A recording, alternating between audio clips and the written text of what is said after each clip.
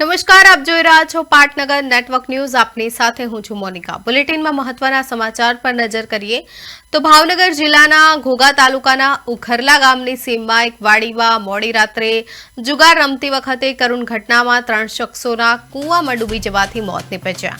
મહાવીરસિંહ ગોહિલની વાડીમાં 11 જેટલા શખ્સો જુગાર રમી રહ્યા હતા. તે દરમિયાન 4 અજાણ્યા ઇસમોએ સિવિલ ડ્રેસમાં આવી પોતાની ઓળખ પોલીસ તરીકે આપી હતી.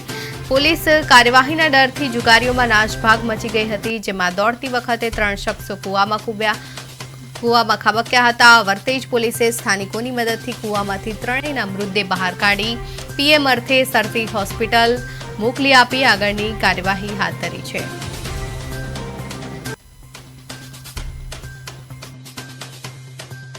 વાડી વિસ્તારનો આ બનાવ છે, જેમાં 2:30 વાગ્યાના અરસામાં જે આ મહાવીરસિંહ જે છે, મહાવીરસિંહની વાડીએ 11 જેટલા લોકો ત્યાં બેઠા હતા અને રમી કે જુગાર જેવી રમતા હતા. એ દરમિયાન મોટો કોઈ અવાજ આવ્યો તો મહાવીરસિંહે કહ્યું કે કદાચ કોણ હોઈ શકે એવી તેણે મોટા અવાજે આ લોકોને જણાવતા આ લોકોમાં નાસભાગ થવામાં આવી.